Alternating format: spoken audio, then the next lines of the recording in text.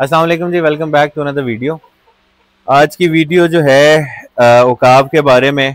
इसकी हमारी जो है तकरीबन 1 साल की जर्नी ऑलमोस्ट पूरी हो गई है फॉर्म पे आए हुए।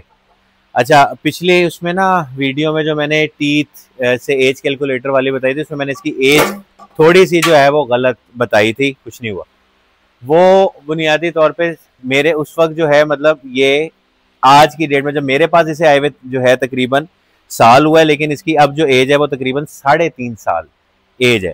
तो मैंने कहा मैं क्योंकि गलत एज बताने वालों और इन सारी चीज़ों के खुद बड़ा खिलाफ हूँ, तो वो मुझसे भी बस बताने में गलती हो गई थी। तो अब इसकी एज जो है तकरीबन 3.5 साल हो गई है और ये दो वक्त दो दांत है।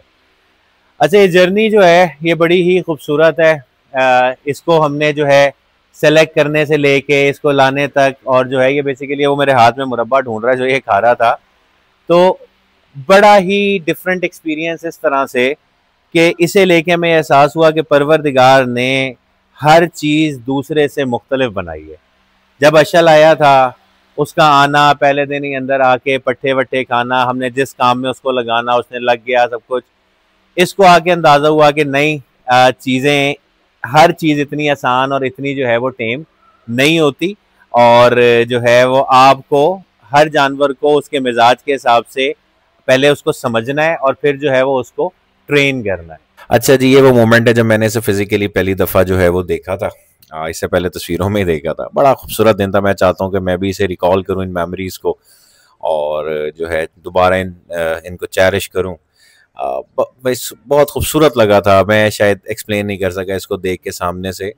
और इसको पहले एक दफ़ा लेने का इरादा हुआ, फिर बीच में कुछ डिस्कशन रुक गई, फिर अचानक से हुआ कि नहीं बस अब हमने लेना है। तो फिर बड़ी जल्दी जल्दी चीज़ें होती गई और जो है ना फिर हम माशाल्लाह इसको लेने पहुंच गए। अ, वैसे मतलब मैंने देखा है कि मैंने तो खैर दोनों जो शबी हाथ लिए हैं, इंसान कोशिश हर कोई कर रहा होता है, इसे ज़रूरत होती है, लेकिन यकीन करेंगे मुझे इतना स्मूथली मेरा काम हुआ, और इसके लिए big shout out to Hasnain भाई। उन्होंने जो है बस बहरहाल यहाँ तक ठीक है। तो ये यहाँ पे से देखा था, इसके पेट पे बड़ा ज़ख्म का निशान था और इसको रिकवर होने में तकरीबन 2 ढाई महीने लगे थे। बेड़ा जो है ना गहरा सा निशान था। तो शाम हो गई थी, इसे फॉर्म आते आते। ये इसका वो मोमेंट है जब पहली दफ़ा अशल और इसकी जो है वो फॉर्म पे मुलाकात हुई। अच्छा, मैं इस जर्नी को जाहिर सी बात है कंपैरिजन अगर करूंगा तो अशल की जर्नी से करूंगा। अशल जो है जुलजना की मद में मेरा पहला हॉर्स था, ठीक है। आ, अशल को अगर मैं इससे कंपेयर करूं तो अशल डे फर्स्ट से बहुत ज़्यादा काल्म, बहुत ज़्यादा सलीके पसंद वाला और बहुत ही पुरसकून नेचर का जो है वो हॉर्स था। इसके मुकाबले में जब ये आया तो हमें फील हुआ कि नहीं, ये एक बिल्कुल डिफरेंट नेचर है। ये एग्रेसिव भी है, ठीक है, ये जिद्दी भी है। हटो पीछे। ये जिद्दी भी है, ये काम को जल्दी जो है वो मानता भी नहीं है, बाहर के बंदे को बहुत जल्दी एब्जॉर्ब नहीं करता। और इससे काम कराने के लिए you should be a dominant owner. अगर आप डोमिनेंट ओनर नहीं हैं तो ये हॉर्स स्पेसिफिकली आपके लिए नहीं है, ठीक है। अच्छा, मैंने अभी इसको कोई बहुत ज्यादा कोई प्रॉपर ट्रेनिंग अभी देना भी शुरू नहीं की क्योंकि इसकी एज ऐसी है। अब जब इंशाल्लाह मुहर्रम से मैं फारिग होऊंगा तो मैं इसको ट्रेनिंग दूंगा। अच्छा, अब ये जो हरकत कर रहा है ना, ये भी एक बंदे का क्वेश्चन था, तो मैंने कहा इसको भी साथ के साथ जो है वो एड्रेस कर लूं।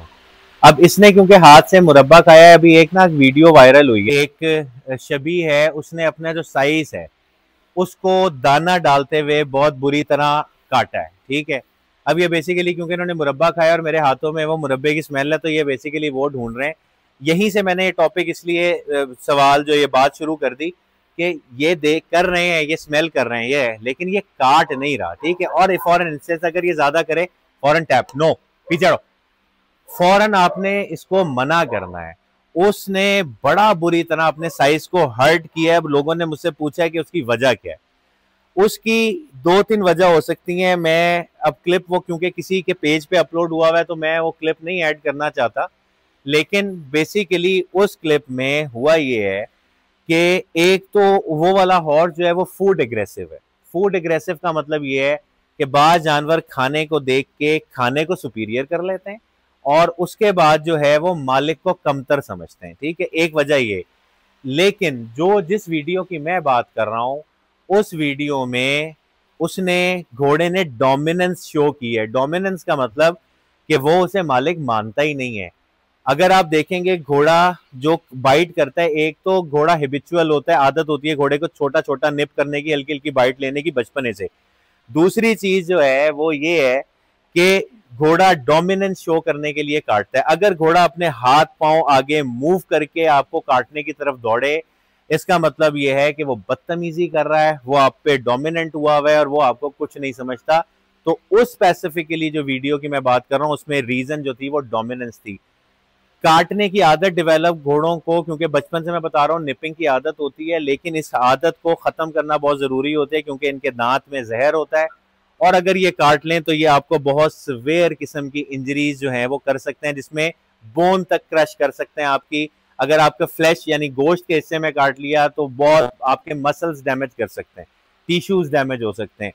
तो इस आदत को खत्म करना इसलिए जरूरी है। फॉर एग्जाम्पल अभी मैंने इसे मुरब्बा खिलाया है, ये बार बार मेरे हाथ की तरफ आ रहा था, ये दोबारा आएगा।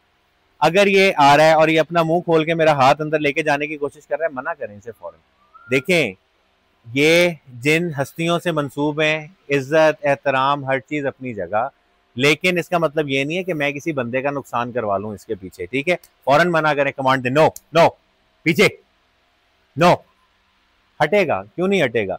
हाँ, अगर ये काटेगा और मैं हट के यूं हो जाऊंगा इससे, उसके बाद ये अगली दफा उससे डबल शिद्दत से काटेगा, ठीक है। तो ये वाला टॉपिक क्लियर हो गया।